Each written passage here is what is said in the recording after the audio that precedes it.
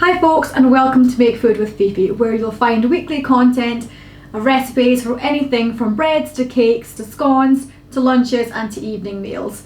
And if that's something you think you'd be interested in, then please hit the like button, leave your comments below, and of course subscribe to the channel. So today we're going to be making something for lunch. We're going to be making a favourite at the tea room. It's our roasted red pepper and tomato soup, and if that's something you think you'd enjoy, then follow along to the video. So what we need for this recipe is we need a large pot, we need a roasting tin for the oven. Now I've preheated my oven to 210 degrees, that's gas mark 8 or about 450 Fahrenheit if that's what your oven has. We need some olive oil, good quality olive oil always helps. We've got 2 tins of tinned tomatoes, we've got 4 large red peppers, some vegetable stock cubes, a red onion, a brown onion, 3 carrots, and some tomatoes. Now you can have tomatoes, any type of tomatoes.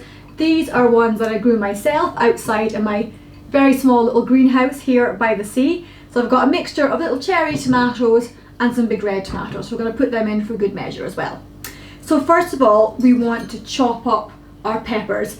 Given the name is roasted red pepper and tomato soup, that is obviously your first step. Now you can loosely chop them, it really doesn't need to be anything fancy because they will be completely blitzed up at the end.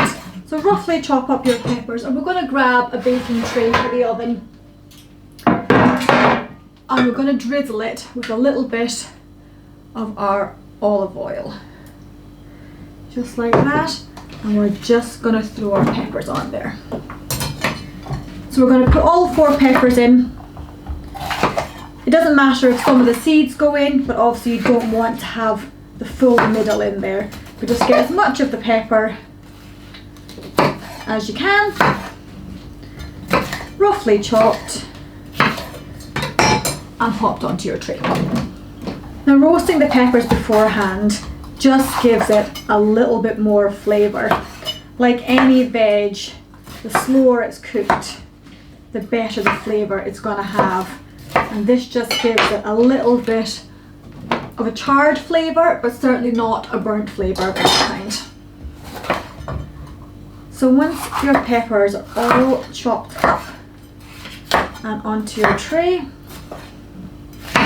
again, just put them on and just spread them around a little bit in your olive oil. You really want them to be coated in the oil so that they get a nice even cook. And then we're just going to drizzle another little drop of olive oil. I started off with 100 mils of olive oil in this, and I've probably still got 50 left, so we're not using too much. Now we're going to throw a couple of our tomatoes in there as well. Again, roughly chopped. The baby tomatoes can just stay as they are, but we're not going to put them all in just now. Just a couple of them in roughly, just like that. Now we're going to give them a good dose of salt and pepper, just like that.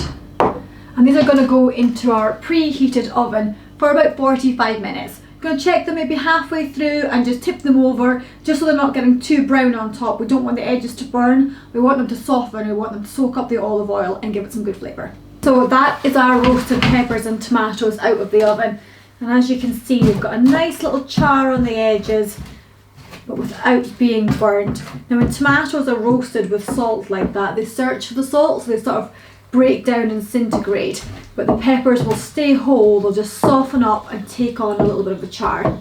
Now we are going to turn on our heat to about just over medium, and we're going to pour the whole contents of this tray in, including the oil. So we want to keep the oil that the peppers have been roasted in because we want to use that as a cooking base for our soup.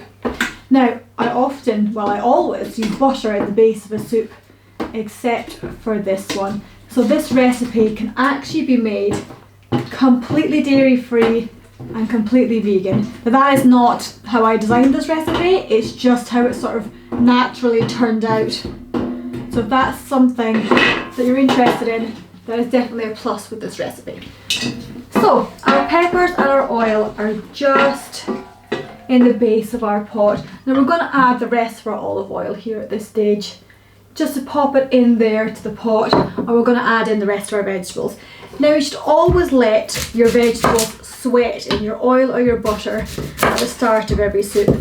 A lot of people just throw their veg straight in with the boiling water and stock, and really all you're actually doing is boiling the flavour out of the soup.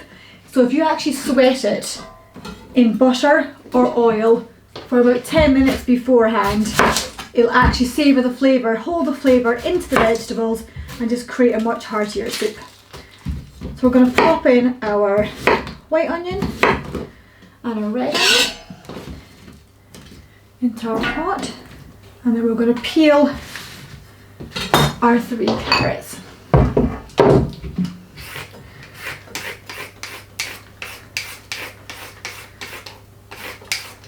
So we're going to peel them and top and tail them and pop them straight into our pot.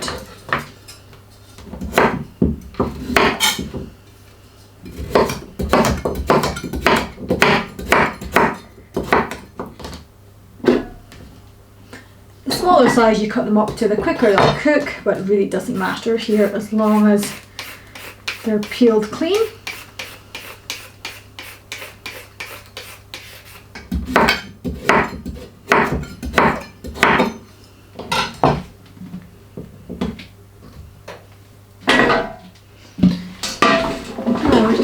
A good stir around. This recipe should give you about 6 good bowls of soup, depending on, you know, how hungry you are and how big a bowl of soup that you like. So just pop in your tomatoes and let them get coated. You can see in that pot that you've got your olive oil base in the bottom. That's making that veg nice and sticky and giving it a really good coat with the oil. And we're just going to pop in some of our cherry tomatoes as well. And then a good dose of salt and pepper.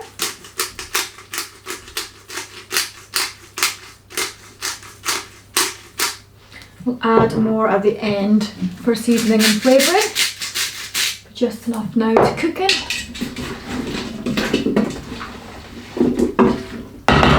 And we're just going to pop the lid on that for about 10 minutes. Check it every couple of minutes and give it a stir around just so it doesn't stick to the bottom of the pot, because obviously you've just got a very thin layer of olive oil across the bottom. But you really want to get the oil coating around the vegetables instead of actually letting it stick to the pan. That's our vegetables really sweating in the pot. They've been going for about 10 minutes now with stirring every few minutes to make sure they don't stick. They're really starting to release the flavour without boiling it out, and they're getting a nice sticky coating all over the veg from the oil and from the peppers. So we're ready now to add the rest of our ingredients. So we're going to add in our 2 tins of chopped tomatoes. They can just go straight in and then stir around. And now we're going to add in some water. Now I've put some boiling water into the jug I had the olive oil in, and there's a litre of water in there, which should be just perfect. So you're covering all the vegetables and you're giving it just enough water to be loose to turn, but without being too watery. And then we're going to add in 3 vegetable stock cubes. You can of course use leftover stock if you've made anything the day before, vegetable stock or any chicken stock, but if you do want to keep it kind of a vegetarian recipe, then you certainly can just use vegetable stock cubes, which are always perfect for ease and for speed when making a soup. Now we're going to leave that on a medium to high heat, and we're going to cover it up for about 40 minutes. Give it a stir every now and then just to make sure it's not catching on the bottom or sticking. And you don't want to boil it too fast. You want to let it take its time so that it retains the flavour of the vegetables.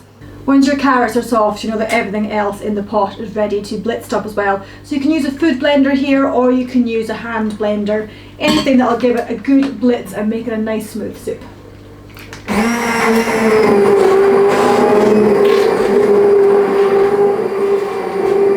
Now there we are, an absolutely perfect roasted red pepper and tomato soup ready for serving.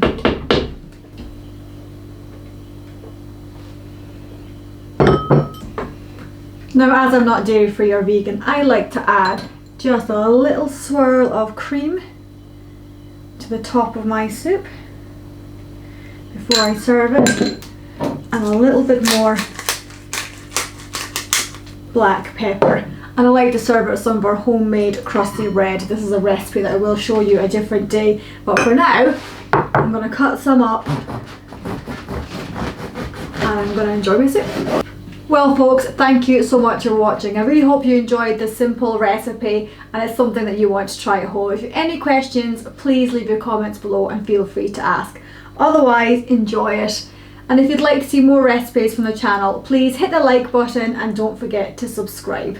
Thank you so much.